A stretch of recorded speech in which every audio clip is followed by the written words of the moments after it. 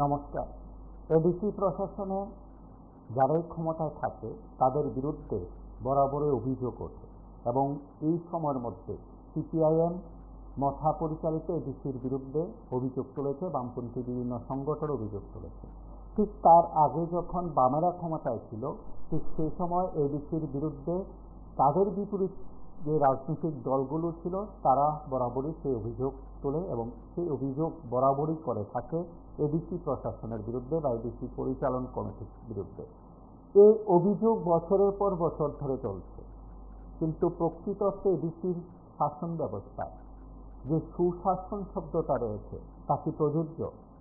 এই প্রশ্ন উঠতে শুরু করেছে এই সময়ের মধ্যে। আমি ধরে নিলাম যে বিজেপি, মথা, আইপিএফটি বা তৎকালীন সময় বিরোধী দল হিসাবে কংগ্রেস, বামফ্রন্ট বা বামেদের পরিচালিত এডিসির বিরুদ্ধে অভিযোগ তুলেছিল। সেই অভিযোগ যদি ওই সময় বিরোধীদের বক্তব্য অনুসারে সত্য হয়ে থাকে, তাহলে এখনো তো বিরোধীরা শাসকের বিরুদ্ধে অভিযোগ তোলে। তারপর সেই সময় যারা বিরোধী শিবিরে ছিল বা তৎকালীন সময় যারা বিরোধী শিবিরে থেকে বক্তব্য রেখেছেন তাদের শাসন চলছে এখন এডিসিতে। তাহলে বর্তমান শাসক গোষ্ঠীর কি বক্তব্য?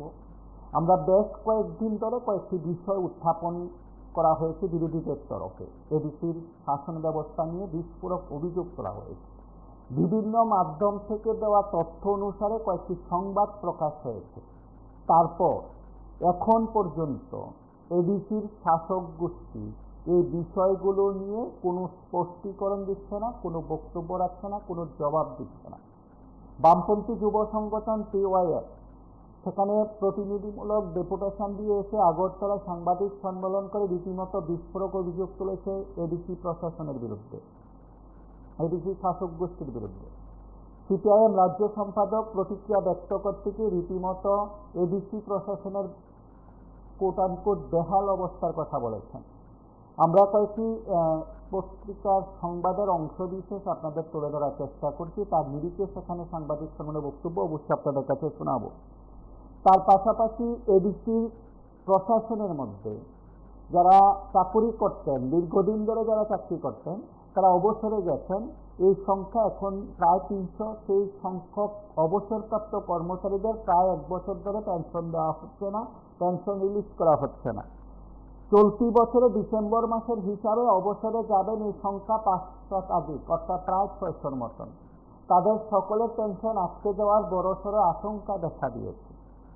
এডিসি প্রশাসনে যারা শাসক গোষ্ঠী, বিশেষ করে মথা, যখন বিরোধী শিবিরে ছিল তখন বলা হতো যে রাজ্য সরকার এডিসিকে আর্থিকভাবে অবরুদ্ধ করে রাখছে, বা এই অভিযোগ ছিল।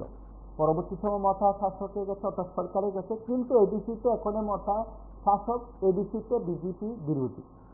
বিজেপির যারা এমডিসি আছেন তারা অধিবেশন বা তার বাইরে বড়সড় কথা বলছেন বা অভিযোগ করছেন তা নয়, বা কোনো কোনো ক্ষেত্রে এডিসি প্রশাসনের ব্যবস্থাপনা নিয়ে তারা সংবাদ মাধ্যমের মুখোমুখি হয়েছেন। এই ঘটনা একেবারে বিরল। বিজেপিতে একজন ছিলেন এমডিসি, তিনি তো পরবর্তী সময় মথাতে গেছেন। তিনি অবশ্য সরব ছিলেন বরাবরই, পরবর্তী সময় তিনি আবার শাসক হয়ে গেছেন। এই যে শাসক বিরোধীর একটা চলছে, আমি খেলা বলবো না, বা এটা রাজনৈতিকভাবে তাদের যে একটা সমীকরণ, সেটা বিচার বিশ্লেষণে আসছে। কিন্তু তারপর বলা যেতে পারে এই ঘটনার পর সাধারণ মানুষের তো না বিশ্বাস হচ্ছে, সাধারণ মানুষ অভিযোগ তুলছেন। শুধু রাজনৈতিক পরিসরে সিপিআইএম তুলছেন এমন নয়, এডিসির বিভিন্ন জায়গায় সাধারণ মানুষ যখন কথা বলছেন ঠিক তখন তারা তাদের অভিযোগের কথা বলছেন কাগজে পত্রে যদি রাস্তা থাকে, বাস্তবে রাস্তা নেই। যদি তারা বলছেন যে একটি ড্রেন নির্মাণ করার কথা ছিল, সেখানে ড্রেন নির্মাণ করা হয়নি, বা নির্মাণ হলে অর্ধ নির্মাণের পর যারা নির্মাণ সংস্থার সঙ্গে যুক্ত রয়েছেন তারা চলে গেছেন।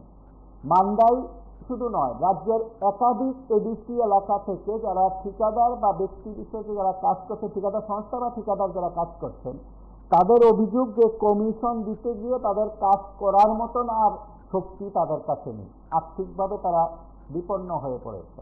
এই অভিযোগ তারা তুলছেন অন ক্যামেরায় এসে, থানায় এফআইআর করছেন। যখন এই অভিযোগগুলো উঠছে তার পাল্টা যুক্তি হিসাবে বা পাল্টা বক্তব্য হিসাবে এডিসি প্রশাসনের কোনো বক্তব্য নেই, এবং সেখানকার যারা নেতৃত্বের বিরুদ্ধে অভিযোগ তারপরও কোনো বক্তব্য শাসক গোষ্ঠীর নেই। এডিসির এই দুর্নীতি নিয়ে যখন বারবার অভিযোগগুলো তোলা হচ্ছে, যারা অবসরপ্রাপ্ত তারা পেনশন পাচ্ছেন না, সেখানে গিয়ে ধর্ণা দিচ্ছেন, ঘেরাও করে রাখছেন, বিরোধী সংগঠন সেখানে সাংবাদিক সম্মেলন করছে, সংবাদপত্রে সংবাদ হচ্ছে, এডিসিতে ডেপুটেশন দিয়ে সেখানে নজিরবিহীন দুর্নীতির অভিযোগ করা হচ্ছে। এইসব বিষয়গুলো নিয়ে শাসক গোষ্ঠী সংবাদ মাধ্যমের মুখোমুখি হয়ে কোনো স্পষ্টীকরণ দিচ্ছে না। স্বাভাবিক কারণে প্রশ্ন উঠছে, তাহলে বিরোধীরা যেসব অভিযোগগুলো তুলছেন, বিভিন্ন মাধ্যম থেকে যে অভিযোগগুলো সংবাদ আকারে সংবাদপত্রে প্রকাশ হচ্ছে, সেগুলো কি কার্যত সিলমোহর দিচ্ছে এডিসি শাসক গোষ্ঠী? এবং বিভিন্ন জায়গায় সেখানে কর্মসূচি সংগঠিত করে বিরোধী শিবিরে যারা আছেন তারা তাদের বক্তব্যের কথা তুলে ধরছে। আমরা সাম্প্রতিককালের কয়েকটি ঘটনার প্রেক্ষিতে বক্তব্য অবশ্যই শুনব, আপনাদের কথাও শুনব। যারা আছেন এই অনুষ্ঠানে বা অনুষ্ঠান শুনছেন, পরে রেকর্ড করা বক্তব্যগুলো শুনবেন, আপনারা মিলিয়ে নেবেন। এবং রাজ্যে এই সময়ের মধ্যে অত্যন্ত গুরুত্বপূর্ণ বিষয় এডিসি, কারণ আসছে বছর এডিসি সাধারণ নির্বাচন, এবং তখন অনেক কিছু আলোচনায় উঠে আসবে, অনেক কিছু আলোচনায় গুরুত্ব পাবে, সার্বিক বিষয়গুলো নিয়ে চর্চা হবে। কেউ কেউ বলবেন এই কথাগুলো আজকের দিনে খুব গুরুত্বপূর্ণ, কেউ কেউ বলবেন এই কথাগুলো আজকের দিনে প্রাসঙ্গিক। সাধারণ মানুষের হয়ে যারা কথাগুলো বলছেন, এডিসির জনগণের হয়ে যারা কথাগুলো বলছেন, বা এডিসির কল্যাণ নিয়ে যারা কথাগুলো বলছেন, তারা বলবেন বাস্তব দেখাবোধ হয় অনেক বেশি প্রাসঙ্গিক। কেউ কেউ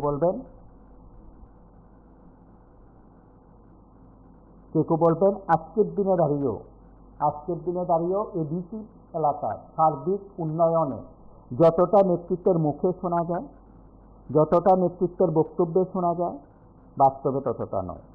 এই কথাগুলো বোধ হয় খুব গুরুত্বপূর্ণ হয়ে উঠেছে আজকের দিনেও। আমরা আপনাদের প্রত্যেকের কথা শুনবো। আমরা বিভিন্ন সময় বিরোধী শিবিরের তরফে উত্থাপিত অভিযোগগুলোর কিছু অংশ শুনব।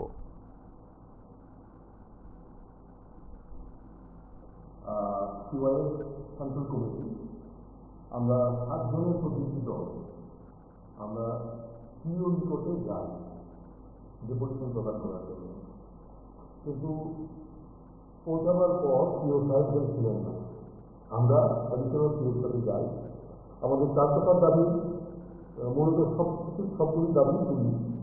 বিশেষ করে আমি এখানে উল্লেখ করে বলছি, এডিসি প্রশাসন তো একটা মানে দেশে 4 বছর ধরে একটা নোংরামির শাসন চলছে, লুটের রাজত্ব চলছে। তো ওই প্রশাসনের ভিতরে লুটের রাজত্ব এবং নোংরামি প্রশাসন, এবং রাতেরবেলা এডিসির ভিতরে বিভিন্ন সময় খবরের কাগজে পায় গুলি তোলার ঘটনা ঘটে চলছে। এবং এডিসির ভিতরে আমাদের কাছে খবর আছে মানে ড্রাগ এডিকশন মানে সাংঘাতিক বেড়ে গেছে, এবং ড্রাগ এডিকশনের সাথে সাথে ড্রাগ এডিকশনের যে ড্রাগের যে ব্যবসাও রমরমা হয়েছে। এডিসি এলাকার যে ছেলেমেয়েরা শিক্ষিত, ডাক্তার, ইঞ্জিনিয়ার, তারপর গ্রাজুয়েট, আন্ডার গ্রাজুয়েট, ওদের চাকরির জন্য এডিসি প্রশাসন এবং সরকার কথা বলছে। বেহাল অবস্থা এডিসির ভিতরে, রাস্তা নেই, রেজাল্ট কাজ নেই, স্কুলের শিক্ষক নেই, পানীয় জলের অভাব, প্রতিটা ক্ষেত্রে অনাহার, অধিকার এবং অনাহার অধ্যাহার করছে এডিসির ভিতরে। যুবতী মায়েরা বোনেরা আলু কুড়াবার জন্য মানে দেশে বেড়া পার করে বা বাউন্ডারি পার করে আলু নিয়ে এসে জীবন জীবিকা বিক্রি করে জীবন জীবিকা রোজগার করছে। তার পাশাপাশি এই যে এডিসির ভিতরে যে দুর্নীতির একটা কম্পিটিশন চলছে, যে এডিসির যে এমডিসি এবং এডিসির ভিতরে যে রুলিং পার্টির যে নেতৃত্বরা যেভাবে রমরমাভাবে কম্পিটিশন চলছে, কে আগে লুট করে বাড়ি বাউন্ডারি কোথাবে, কে আগে লুট করে নিজের ব্যাংক ব্যালেন্স বাড়াবে, এই ঘটনার প্রেক্ষাপটে আমরা কিছুদিন আগে 12 তারিখে একটা ঘটনা ঘটলো আমাদের রাজ্যে, যে একদম নামি দামি পত্রিকার ভিতরে এখানে দিয়ে দিয়েছে, এখানে কি স্মোক হাউস 37 কোটি টাকা স্মোক হাউস যে তৈরি করার জন্য সরকার, এডিসি এবং রাজ্য সরকার মিলে কিছু প্রকল্প করে এগুলিকে বাস্তবায়ন করার ক্ষেত্রে যে উদ্যোগ নিয়েছিল সেগুলি একদম ভুলিয়া ৫৫% কাজ হওয়ার পরও যখন ইঞ্জিনিয়াররা ওরা যখন সাইট ভিজিটে যায় যে দেখে শূন্য এই পত্রিকার ভিতরে লেখা, তাই আমরা গিয়ে সিও স্যারকে জিজ্ঞেস করলাম এই প্রবলেমগুলির সাথে আমাদের যে উত্থাপিত যে প্রবলেমগুলি নমস্কার জিজ্ঞেস করলাম যে ক্যাপ্টেনরা এই বিষয় নিয়ে, তো বিষয়টা খুবই গুরুত্বপূর্ণ আজকের বিষয়টা। আমরা সাধারণ মানুষ যা বুঝি, আগে ওনারা এই বিষয়তে যখন সমস্যা আসে যা বেশি দিয়েছিল নির্বাচনের আগে যা বেশি দিয়েছিল, কিন্তু ওই কথা শুনে কিন্তু ছাত্রের কোনো তাল নেই। আপনি দেখুন বিশ্ববিদ্যালয়তে যারা সাংবাদিক অংশের মানুষ বসবাস করে, আমি একজন বিশ্বভাগের মানুষ, আমি দ্রুত সকাল থেকে আমার নয়নের যা কিছু দেখি আগে সব মিলে যাওয়া বন্ধ করেছিল তা কিছু দেখছি। কারণ ছিল প্রত্যেকটা নির্বাচনের কোনো মানে নাম ঘটেছে, আর এই হারে দুর্নীতি প্রত্যেকটা লোকের মধ্যে বিশ্ববিদ্যালয় আমি বিএসসি চেয়ারম্যানের কাছে ডাটা এক বছরের ডাটা থেকে খোঁজা হয়, মানে ওরা মানে কোথায় যে পালিয়ে বাঁচবে তাদের চিন্তা ভাবনা। কারণ প্রত্যেকটা জায়গার মধ্যে রেগার কাজ বলুন, আপনার যে কোনো বিষয় দেখুন, প্রত্যেকটা ক্ষেত্রের মধ্যে দুর্নীতি চলছে। শুধু নেতা এবং মন্ডল যদি বলেন এখানে বা চিত্রমত বিশিষ্ট নেতা বলেন, তাদের দুর্নীতি চেহারা দেখলে মুখের ভাষা থেকে পাওয়া যায় না, এরকম ভাবে দুর্নীতি করছে। চোখের আড়ালে নয়, একদম চোখে করছে। একটা আপনি গঠনভাবে সাথে যদি অমর সাথীর মধ্যে যে কম্পিউটার দিচ্ছিল, কম্পিউটার বিপ্লবের মধ্যে যে কোনো একটা জায়গাতে একটা বৃক্ষলিং, হ্যাঁ এটা আপনার অন্যকে দেখাচ্ছে ১.৫ কিলোমিটার বৃক্ষলিংটা হয়ে কিন্তু কমপ্লিট, কিন্তু এখানে একটা পর্যন্ত এখনো কেউ করেনি। একটা মানে এই বিষয়টাতে ৩ জন লোক যে কোনো একটা পার্টি লোক দিয়ে বিষয়টাকে বিদ্যুৎ নজরে এনেছিল। হ্যাঁ, আমি নাম বলবো না, যে একটা পার্টির লোক বিদ্যুৎ নজরে এনেছিল, তারা চেষ্টা করেছিল আগে একটা ব্লকের অবস্থা নেওয়া বুঝতে বলছে এবং একটা জায়গায় থামায় না, কিন্তু চোখের বিষয়টা বলার জন্য ওর বাড়ি ঘর পুরা কোথায় যাবে মানুষ তার নিজের দাবি দেওয়া কিন্তু না জানাতে পারে, তাহলে মানুষ কোথায় যাবে? কিন্তু দেশের মানুষ কিন্তু একটা জিনিস অপেক্ষা করছে কবে ভোটটা হবে, ভোট বাক্যের মধ্যে কবে দেওয়া সত্যভাবে তাদের নির্বাচনী প্রতিক্রিয়ার মাধ্যমে এবং বিলিপ নির্বাচনে কিন্তু নাম গন্ধ নেই, কিন্তু এইদিকে নির্বাচন যুদ্ধ হয়। এবার কিন্তু গো হারা হাতে মহারাজ পণ্ডিত মানিক্য, যিনি ওনারা সবাই মহারাজ বলেন, কিন্তু আমি পণ্ডিত মানিক্য বলে কোনো কারণ রাজতন্ত্র নেই, কিন্তু ১৯ বছর থেকে দিয়েছিলেন মানুষকে এর সংবাদ নেই। প্রত্যেকটা ক্ষেত্রে দেখুন লোকেশন থেকে বেতন বাকি দেন, আইসিসি দ্বারা বেতন বলে এসেছিল, কিন্তু বেতনের কোনো নাম বন্ধ নেই, ইন্টারভিউ কোনো নাম বন্ধই নেই। বলছি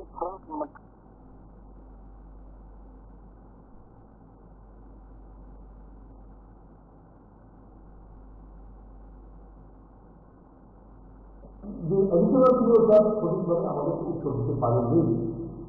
কেন কি এই যে পত্রিকাটা, এই পত্রিকার যে ঘটনাগুলিকে যখনই ওরা উত্থাপিত করে, যখনই আমরা সময় সময় দেখেছি, ম্যাক্সিমাম ঘটনাগুলি সত্যি হয়েছে। যদি সত্যি নাও হয়ে থাকে, যেটা আমরা বুঝতে পারছি কেন কি নমস্কার কে বলছেন? আজকের যে প্রোগ্রামটা চলছেন এডিসি নিয়ে আসাদ বিরোধী যারা পরিচালনা করে তাদেরকে মানুষগুলো বন্ধ করা যায় না, কারণ তারা মানুষকে ছিল না। আমরা দেখলাম এই পরিবারের জন্য কিছু দিন বললো রাজ্য সরকার তার অন্যান্য টাকা দেয় না, যেটা ক্ষমা করতে পারে না। কিন্তু যখন বিরোধী দলে ছিল তখন কথা বলছিল বিরোধী আসলে যখন সরকার পক্ষে গেল মন্ত্রী হইল, তখন আর এই কথা বলে না, দর্শকরা আমাকে বঞ্চিত থাকে। আপনারা যদি এডিশন হিসেবে দেখেন গ্রাম অঞ্চলে প্রধান বক্তৃতা রাস্তাঘাট কিছু কিছু নেই, একটা রাস্তা 3 লাখ পরিচয় হয়েছে, কিন্তু টাকা গেছে, কিন্তু রাস্তার কাজ এই জায়গাতেই হচ্ছে কোন খুঁজবি সেই জায়গা থেকে, কিন্তু টাকা গেছে। এইটা খারাপ করে যে করছে নীতির ভিতরে জেনারেল থেকে এডিসির ভিতরে আরো নীতি, এই এডিসি সুশাসন। আর জেনারেল সুশাসনের কথা কি বলবো সেটা আপনারাই জানেন। আপনারা দেখুন, আমরা এডিসির সাথে থাকি, আমরা এডিসি সম্বন্ধে আমাদের বেশি অভিজ্ঞতা বিভিন্ন কারণে আমরা দেখি কিভাবে লুটপাট করি। এই লুটপাট এই সুশাসনে আজকাল তো নির্বাচন করতে পারছে না, সেই গাড়ি দিয়ে সেই এডিসির ভিতরে লুটপাটিত আজকে লুটপাট ধরার জন্য তারা কমিটি দিয়ে ঘিরে দিচ্ছে। নির্বাচিত কোনো জানে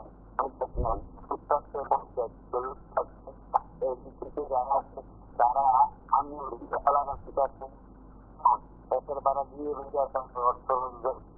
জনগণের জন্য আসছে না, ট্রাইবেলের উপকার করবো এবং সেই ট্রাইবেলদের বিশেষ তারা এই ভূমানটা তারপরে গিয়ে তারপরে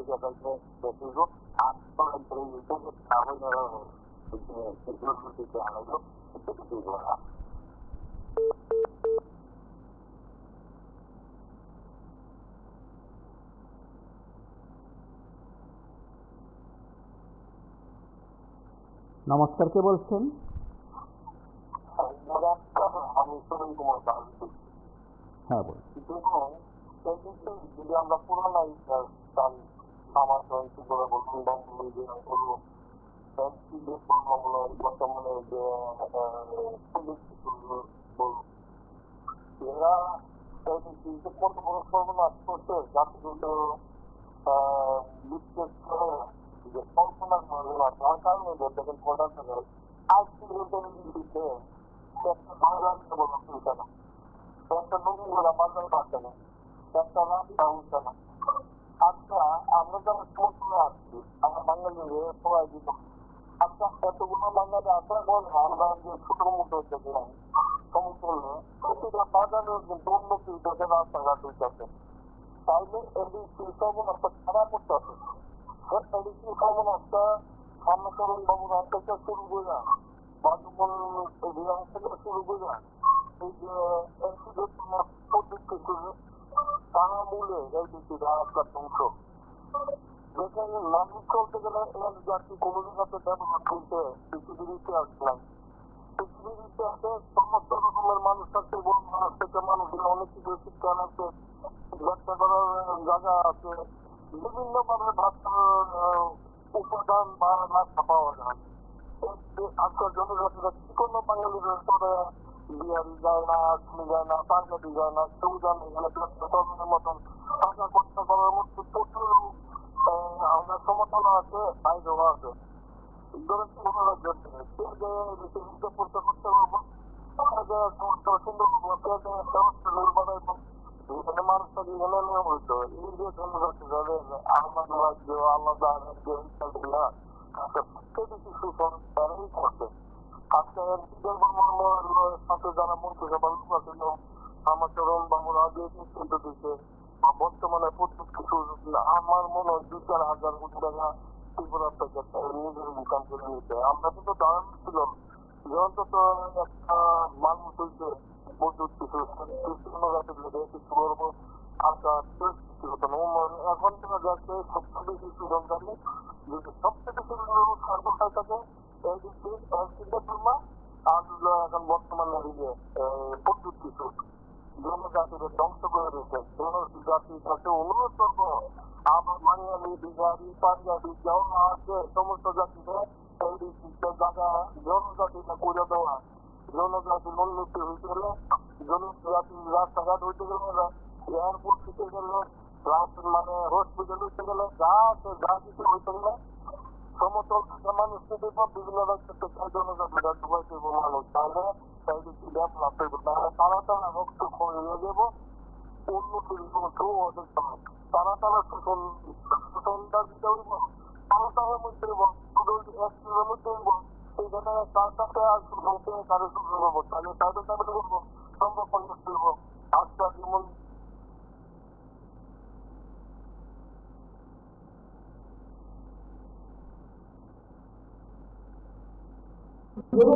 এই খবর জন্য সারা রাজ্যে প্রকাশিত হওয়ার পরও নমস্কার কে বলছেন? প্রায় 8-10 দিন হয়ে গেছে, 7-8 দিন হয়ে গেছে, এখনো ওরা নিয়ে আসছে আপনাদের আলোচনা। তো এই ডিসিশন দিকে দেখতে হবে না, যেখানে দুর্নীতি বলতে কর্মচারীদের কথা বলা হয়েছে পদোন্নতি। পদোন্নতিতে একটা অংশ আছে যেটা ধরা পড়েছে সংবাদ মাধ্যম বা পত্রিকার মধ্যে পেলাম আসছিল প্রতিনিধি কলমের মধ্যে। এবং দেখুন এই কিছু স্টাফ আছে যা অনেক কষ্ট করে ওরা অনেক জীবন সরকারের প্রতিনিধিত্ব দিয়েছে। 1 বছর পর যেটা আমরা জানি যে ওই পেনশনটা হচ্ছে আছে 2 বছর হয়ে গেল প্রায়, ওদের মিলেনি। সেটা নিয়ে কিছুদিন আগে দেখলাম অনেক মানে বয়স্ক লোক যারা আছে ওনারা আধিকারিকের সাথে কথা বলতে গিয়ে আধিকারিকের নিজের ভাষা নেই আর কি বলবে, কারণ টাকা নিয়ে ঘুরছে লন্ডনে, হ্যাঁ টাকা নিয়ে ঘুরছে বিদেশে, বড় বড় নেতারা নাম বলি না, নাম বললে আবার বাড়ির মধ্যে যদি আবার চলে আসে আক্রমণ করে।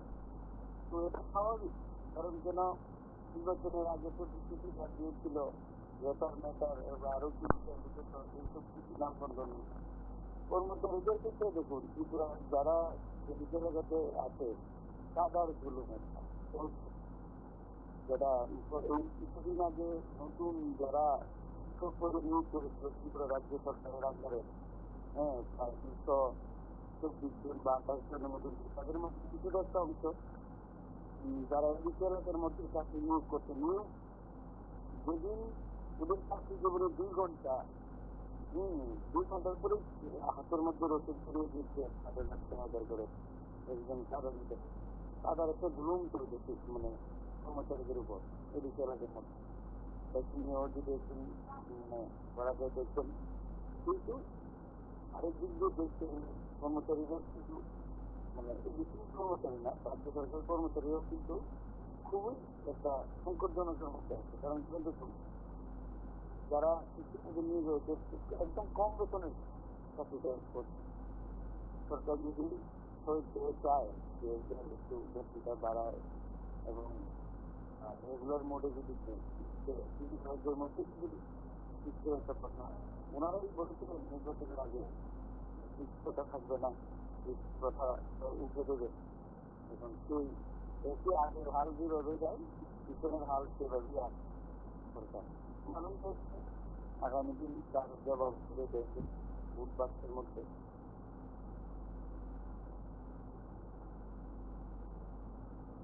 7-8 দিন হয়ে গেছে, এখনো ওরা শিখছে না, ওরা জবাব দিচ্ছে আপনাদের জনগণের যে পয়সা এই পয়সা লুটছে, এই লুটের রাস্তাকে বন্ধ করার জন্য আমরা যে রাস্তায় নেমেছি, মানুষের চাকরির জন্য রাস্তায় নেমেছি। এবং চাকরি করার পর যারা পেনশন পাচ্ছে না ওদের পেনশন পাওয়ার জন্য আমরা রাস্তায় যাবো। যদি নমস্কার কে বলছেন? সঠিকভাবে এদিকের মধ্যে উন্নয়ন হয়নি এই নিয়ে বিরোধীরা আন্দোলন করছে। তো উন্নয়ন যেহেতু হয়নি বিরোধীরা আন্দোলন করবেন, বিরোধীদের কাজ এটা। কিন্তু আন্দোলন করলে কি হবে, ওরা এই সিস্টেমে এদিকটাকে চালাচ্ছে, এদিকে অন্ধকার করে দিয়েছে। সেই এদিকটা কিন্তু পূর্বে বিগত অন্তপক্ষে 20 বছর 20 বছর আগে কিন্তু খুব খারাপ ছিল, রাস্তাঘাট ছিল না, কোনো কিছু স্কুল কলেজ কোনো কিছু ছিল না। কিন্তু সমস্ত স্কুল কলেজ রাস্তাঘাট কিন্তু বামফ্রন্ট আসার পরে 10 বছর আসার পরে সমস্ত উপজাতি মা বোনদেরকে একদম চোখ কান খুলে দিল। হ্যাঁ সমস্ত তাদের কাজ যা হয়েছে বামফ্রন্টের আমলে হয়েছে। বামফ্রন্টকে যে কোনো কারণ হোক বিপদে সরানো হলো, সরাইয়া এখন কি করলো বিজেপি গভর্নমেন্ট আসছে। বিজেপি গভর্নমেন্টের পরে ট্রাইবাল এলাকাতে একটা তারা চিত্রামতা সংগঠন তৈরি করলো। চিত্রামতা তারা কি করলো বিজেপির সঙ্গে অ্যালায়েন্স করলো, বললো যে তোমরা আমার সঙ্গে আসো, তোমাদেরকে ব্যাপার প্রয়োজন নেই। ব্যাপার থেকে আরম্ভ করে যে কত কিছুর কথা বললো পণ্ডিত কিশোর বর্মা, কিন্তু কোনো কিছুই আর হইল না। তারা যখন আন্দোলন করে এরকম কথা বলে দেখেন, আমার দিল্লিতে যাওয়ার জন্য ফোন করছে, বলেই আমার ইন্টারলোকেটার দিয়ে লাগবো, হয়ে গেছে। এরকম আজকে 7টি বছর তারা বিভিন্নভাবে কাটাই যাচ্ছে। আর এদিকে দেখা গেল যে তারা বিভিন্ন নেতা নেতা যত আর নেতা হোক, বিজেপি নেতা হোক, কিন্তু তাদের কিছুই ছিল না। এখন দেখা গেল যে স্করপিও গাড়ি, কত সুন্দর সুন্দর দামি দামি গাড়ি নিয়ে রাজে নিচ্ছে। ওরা কোথেকে পায় এসব টাকা পয়সা? যার কিছুই ছিল না সে এখন স্করপিও গাড়ি, দামি দামি গাড়ি নিয়ে চলছে। আর তাদের তো ব্যাংকের তো কিরকম হয়, কিছুদিন আগে আপনারা মোবাইলে করে আমরা দেখতে পেলাম যে টাকার জলার এমএলএ টাকা রাখতে গিয়েছিল ব্যাংকে, বলছি যে তার টাকাটা রাখে নাই, 90 লক্ষ টাকা না কত টাকা দিয়ে দিয়েছিল, রাখে নাই। বললো যে তোমাদের এত টাকা থেকে পেলা, তারা কিন্তু সঠিক কথা বলতে পারে নাই। তারপরও তাদের আগেরও কত লক্ষ কোটি কোটি কাছাকাছি টাকা তাদের হয়ে গেছে। এগুলি হিসাব ছাড়া, হিসাব গণনা ছাড়া, হিসাব বহির্ভূত টাকা যখন থাকে তখন ব্যাংকে তারা অপশন দেয়, তারা কিন্তু টাকা এগুলি রাখেনি। এই ধরনের কাজ কিন্তু রাজ্যের এলাকাতে খুব বেশি পরিমাণে চলছে। যদিও সমস্ত ত্রিপুরায় কি চলছে এটা বলার কোনো অপেক্ষা থাকে না। সারা ত্রিপুরায় কিন্তু এরকম বিভিন্ন নেতারা কিন্তু লক্ষ লক্ষ কোটি কোটি টাকা কোথেকে কিন্তু উদ্ধার করছে ওরাই জানে।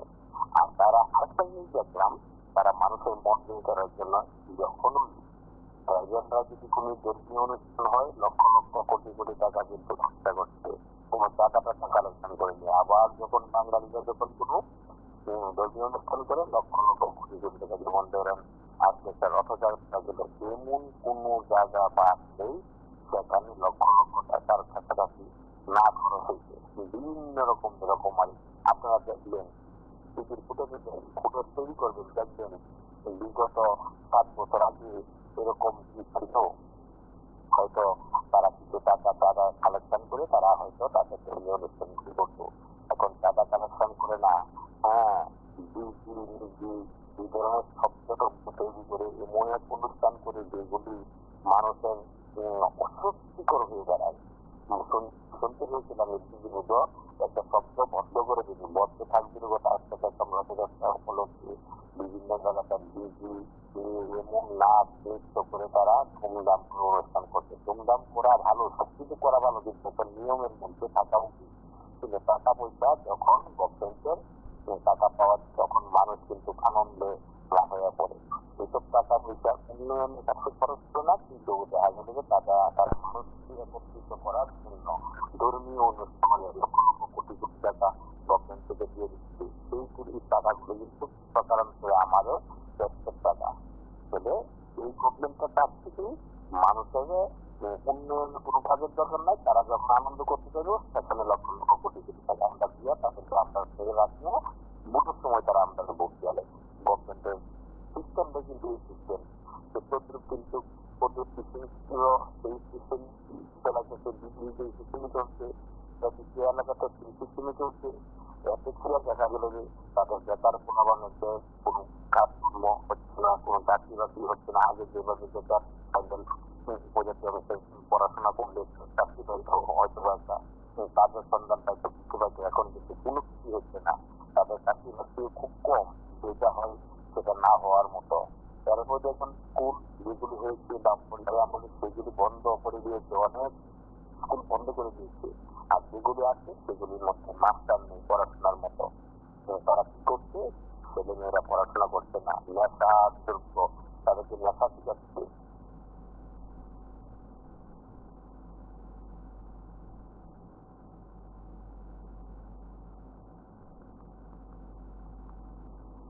নমস্কার, কে বলছেন? বলছি দেখেন আজকের দিনে বিরোধীরা অভিযুক্ত করেছে সর্বক্ষেত্রে যদি দুর্নীতি কিন্তু ভুল বলে, কারণ কোনটাকে দেখে কোনটাকে বিরোধীরা যখন এই অভিযোগ করছে কিন্তু শাসকও তারা করতে পারে সব শুনে করে, কারণ তারা মিথ্যা ছাড়া কোনো কিছুর মধ্যে সত্য কথা এখনো বলতে পারেনি। এডিসি বলুন, গ্রাম পঞ্চায়েত গুলা বলুন, ডক্টর বলুন, সমস্ত জায়গাটা ক্ষেত্রে বলুন, সমস্ত ক্ষেত্রে অভিযোগ আর অভিযোগ। রাস্তার কাজ করার কাজ ঠিকাদাররা করেছে, সেখানে অভিযোগ। রাস্তা 10 বছরের মধ্যে রাস্তায় লক হয়ে যাচ্ছে, টাকা কিন্তু সেখানে চলে যাচ্ছে সরকারের ঠিকাদার খালি হয়ে যাচ্ছে। কিন্তু সেটার মধ্যে কি বলে কোনো হাত হয়েছে কিনা থাকতেও পারে, না হলে আমরা দেখলাম বিগত দিন যখন রাস্তাগুলা যেসব কাজগুলা মানে ল্যান্ডিং গার্ডেনিং হতো ইঞ্জিনিয়াররা সামনে থাকাকালীন সেদিকে এখন কোনো কিছু আমরা দেখছি না। সর্বক্ষেত্রে দুর্নীতি রাজ্যে একটা বিশাল পরিণতি হয়ে গেল। দুর্নীতির পাশাপাশি এই রাজ্যে যে সন্ত্রাসের মাত্রা অনেকবার বেড়ে গেল, দুষ্কৃতিকারীর আদাগুনা বেড়ে গেল, প্রতিনিয়ত বিরোধীর উপর আক্রমণ। এখন যারা শাসক দল তাদের বিপক্ষে ভালো কথা বললে সেটাকে উল্টা করে তাদের আপনার করে বিজন বাবুদিকে নিয়ে আলোচনা চেষ্টা করছি, তাদের বড় অনেক কিছু হয়। কারণ আমরা বলতে গেলে যখন বামপন্থীরা এই রাজ্যের শাসন করে 25 বছর, আপনারাও দেখেছেন থেকে আপনারা বিজেপি চ্যানেলে এসেছে। কারণ যখন কোনো কতগুলো প্রোগ্রাম হয়, প্রোগ্রামের করার ক্ষেত্রে সম্মেলন করার ক্ষেত্রে সমস্ত জনগণের পয়সার বিনিময়ে কিন্তু সম্মেলনগুলো হয়। এখন যে বর্তমান পরিস্থিতির মাধ্যমে যেটুকু হয়, ত্রিপুরা যেহেতু আমাকে কোনো সেই পার্টি সম্মেলন সংগঠন ধর্মীয় সমস্তগুলো টাকা মানুষের পকেটের টাকা দিয়ে কিন্তু মানুষের সম্মেলনগুলো করে যাচ্ছে। কিন্তু আমার একটা প্রশ্ন, তাদের এই যে প্রোগ্রামগুলো করে এত হাজার হাজার টাকার ফোন দিয়ে যেভাবে সাজিয়ে প্রত্যেক এই টাকাগুলো কোথায় থেকে আসে আমরা সেটা বলতে পারি না। টাকা টাকা তো মার্কেটে খেলাম, অন্য ক্ষেত্রে তুলে নিয়ে যাচ্ছে, বড় বড় দামের মাধ্যমে নিয়ে যাচ্ছে।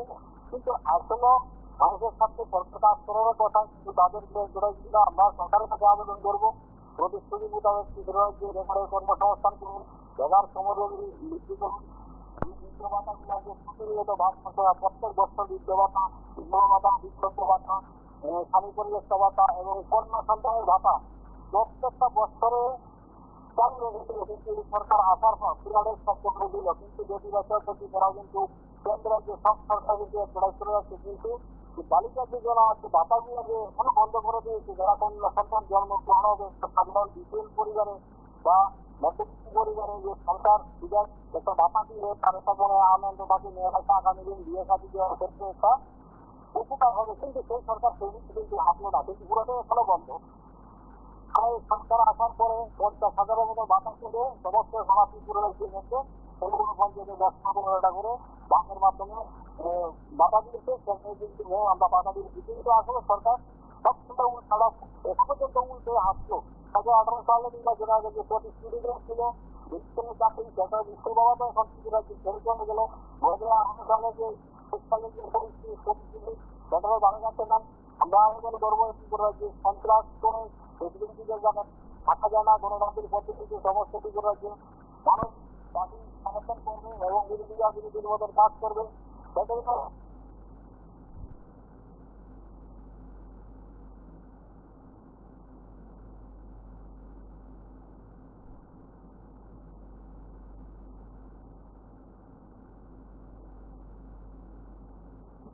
মানুষের কাছে প্রকাশ না করে, যদি ওদের কাজ ঠিকভাবে না করে, আমরা আগামী দিন আমরা এডিসি এটা এখন একটা ধ্বংসাবশেষ।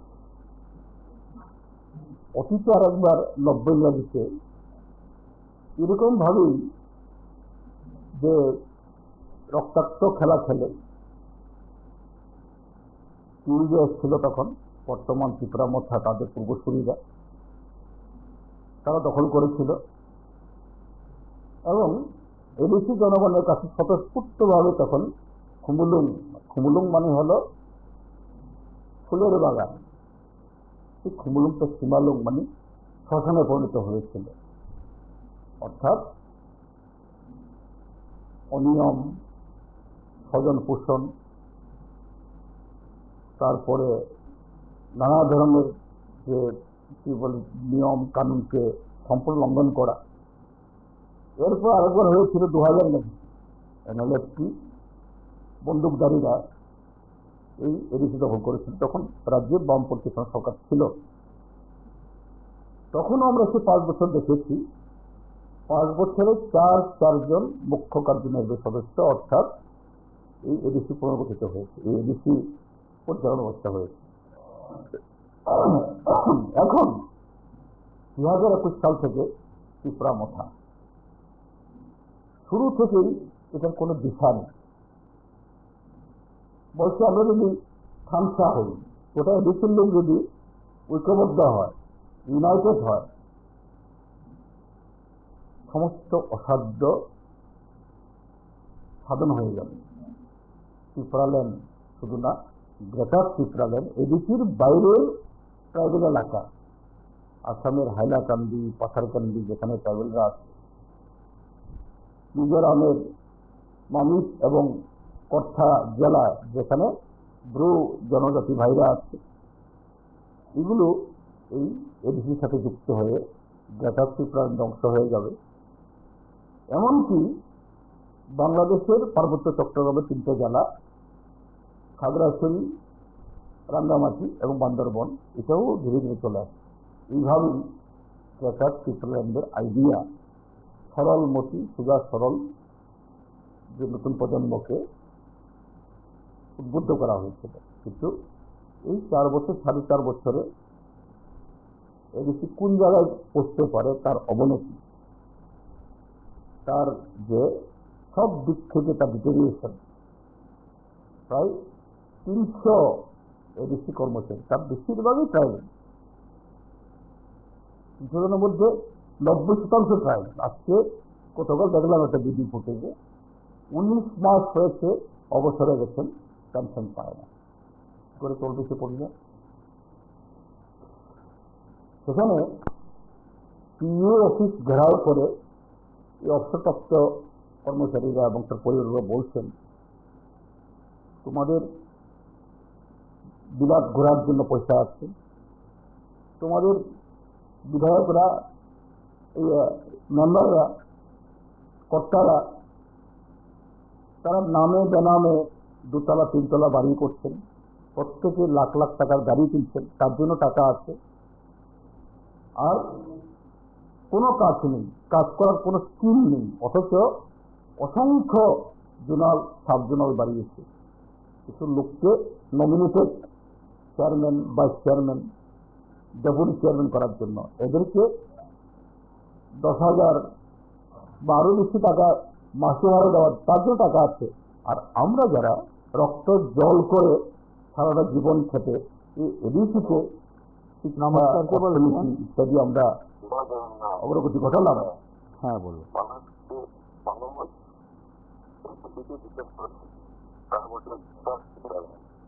একজন হচ্ছে আপনার 8 দিন সবাই বিশ্বাস করেছিল, বিশ্বাস করে ছুটি গেছে, তারা নিজের মিলে দেখা সুতরাং হয়নি। আর 8 দিন হবে না, আর সুতরাং তো হয়নি, মানুষ তাকে বিশ্বাস করবে, কারণ তার তিনজন হচ্ছে বাস্তব হয়েছে, কথা দিয়ে রাখবে নাকি, কথা হয় না, ওদের ঘোষণা করতে হবে।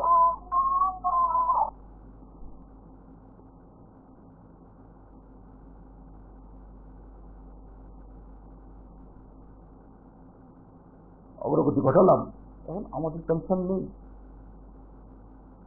এবং তারা পরজোরে মুখ্য কার্যনির্বাহী অফিসারের কাছে তারা আবেদন করেছেন, আমাদেরকে 1,000 টাকা করে দিয়ে দিন, আমরা গিয়ে সবাই মিলে পরিবার সূত্র স্কিমে আমরা আত্মহত্যা করব। এই হলো এডিসি। অর্থাৎ এডিসি নাও এটা খুমলুং না, তখন নাম পড়েছিল সীমালুং। এখন এই এডিসি এটা একটা মৃত নগরীতে পরিণত হয়েছে। আর কিছু কর্তা ব্যক্তি এই সরলমতি ট্রাইবেল ছেলেদের সংসার মন্ত্র শুনিয়ে ঘুম পাড়িয়ে রেখে আজকে তারা লাখ কোটিপতি হচ্ছে। এই হলো এডিসির চেহারা, এডিসির বর্তমান বাস্তব চিত্র। আমাদের পার্টিতে আমরা প্রতিদিনই বলছি, আমাদের পার্টি এগুলো নিয়ে কথা বলছি বলেই তো আমাদের উপরে আক্রমণ হচ্ছে। অথবা আজকে তো আমি যাইনি টাকার তলাতে এক্সিকিউটিভ মেম্বার পদ ত্যাগ করো, তোমরা লন্ডন ঘুরে এসছো, কত টাকা খরচ হয়েছে, কেন এডিসিতে হাজার হাজার শূন্য পদ পূরণ হয় না? এগুলি আমাদের কর্মসূচি ছিল না, অন্যদিন থাকলো। আমাদের কর্মসূচি ছিল একদম বিশুদ্ধভাবে আমাদের যে পার্টির যে আভ্যন্তরীণ সাংগঠনিক যে এই কার্যকলাপ সম্পর্কে আমাদের ক্যাডারদের সামনে ব্যাখ্যা করা। আমাদের 24তম পার্টি কংগ্রেস তো মাদুরাই হয়ে গেল, এটা ব্যাখ্যা করা, এটাই করতে দিল না। কেন? কারণ আতঙ্ক। সিপিআইএম মানে তাদের কাছে আতঙ্ক। কেননা সিপিআইএম মানুষের প্রতিনিধি, সিপিআইএম এর কোনো নেতৃত্ব কোথাও যাওয়া মানে ওরা তার মধ্যে শুধু একজন লোক দেখে না, হাজার হাজার লোক দেখে, ওরা দেখতে পাচ্ছে। কাজেই আমাদের উপরে আক্রমণের কারণ হলো ওই কারণে, কারণ আমরা জনগণের কথা বলি, জনগণের ভাষায় আমরা জনগণের কথা তুলে ধরি। এটাই হলো আমাদের উপর আক্রমণের মূল ঘটনা। এবং বিজেপিও সেই কারণেই তাদের চক্ষুস্থল আমরা, তাই প্রশাসনকে নির্লিপ্ত করে রেখে আমাদের উপরে এই আক্রমণ এবং নানাভাবে বাধা সৃষ্টি করো, এই কাজগুলি তারা করে যাচ্ছে এদিনকালে খুব বেশি বেশি করে। এরকম হয় এদিকে না, বা আজকে ত্রিপুরা যা হচ্ছে, শুধু এখানেই যদি ঘটনা হয় বা হচ্ছে, এগুলি সাময়িক।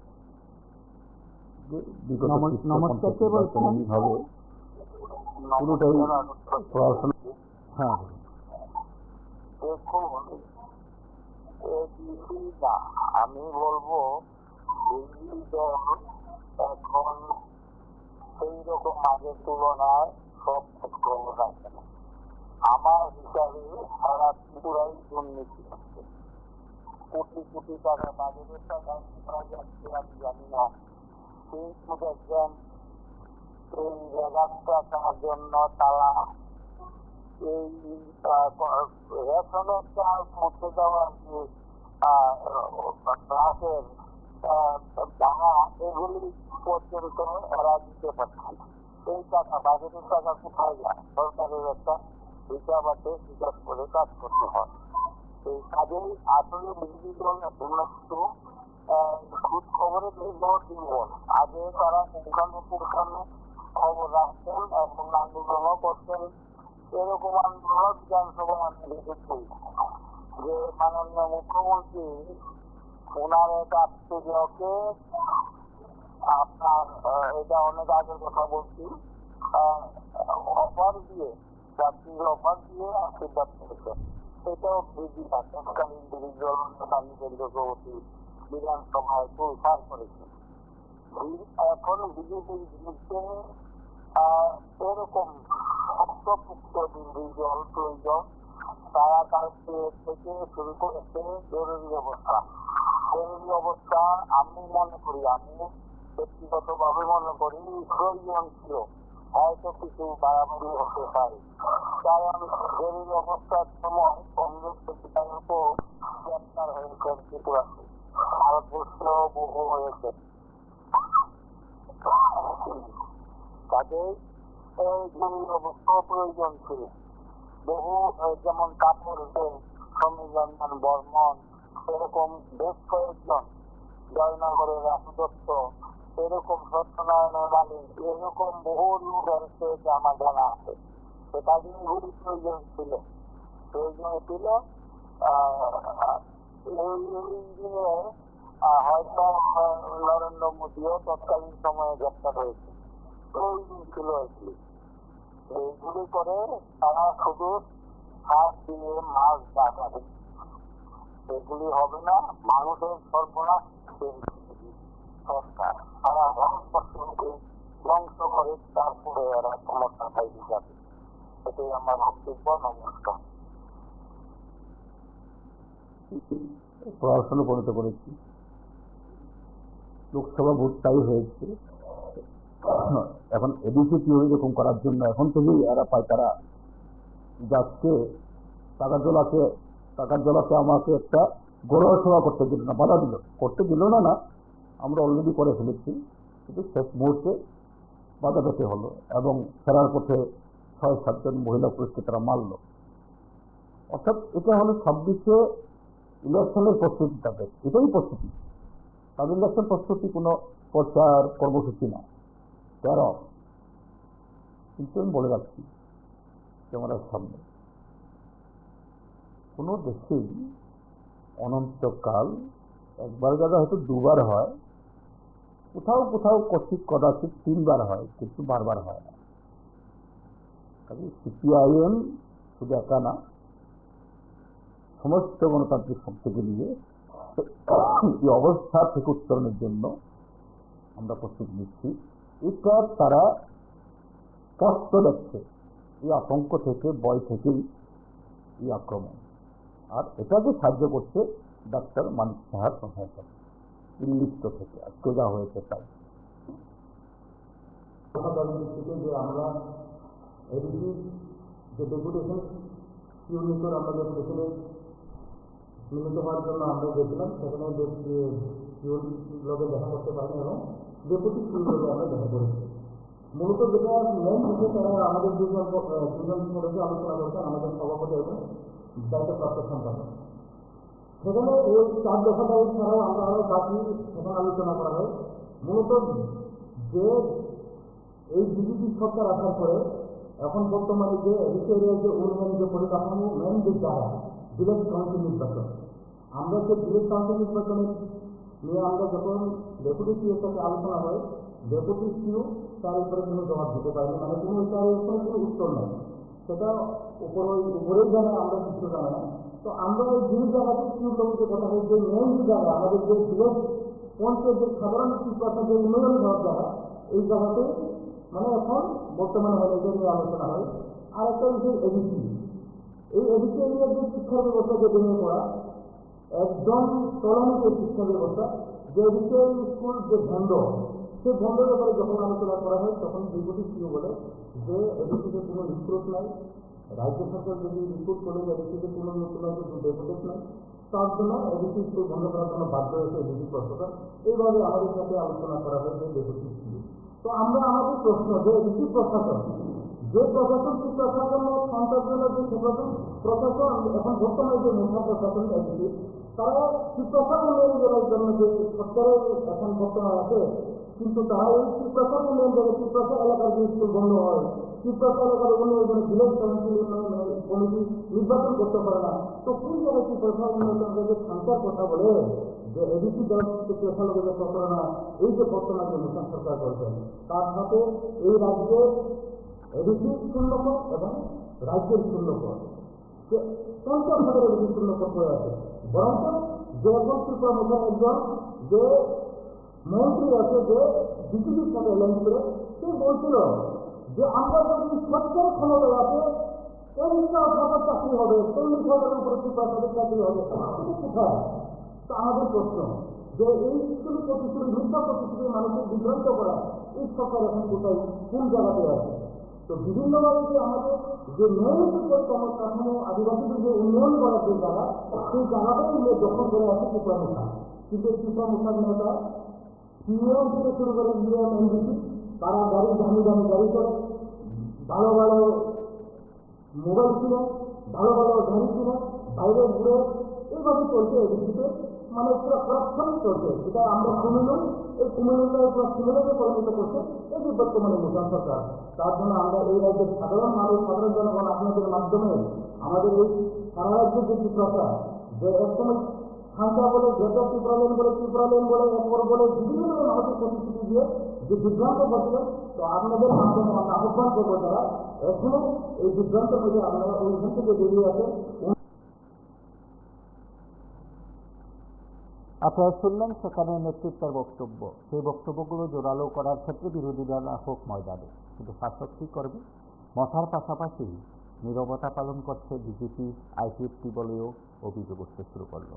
সেদিক থেকে বোধ হয় আগামী বছর এদিকে সাধারণ নির্বাচন, তার আগে বিরোধীরা তাদের মতন করে রাজনৈতিক পারদ চড়াতে চাইলেও শাসক দল বোধ হয় অন্য সুরে কথা বলবে। সেখানে কোন সমীকরণে বুঝছে বিজেপি এবং আইপিএফটি, সেটাও কিন্তু বিচার বিশ্লেষণের বিষয়। আর মশার হিসাবে বা কেমন, সেটা সময় বলবে। আজ এ পর্যন্তই। নমস্কার, শুভরাত্রি।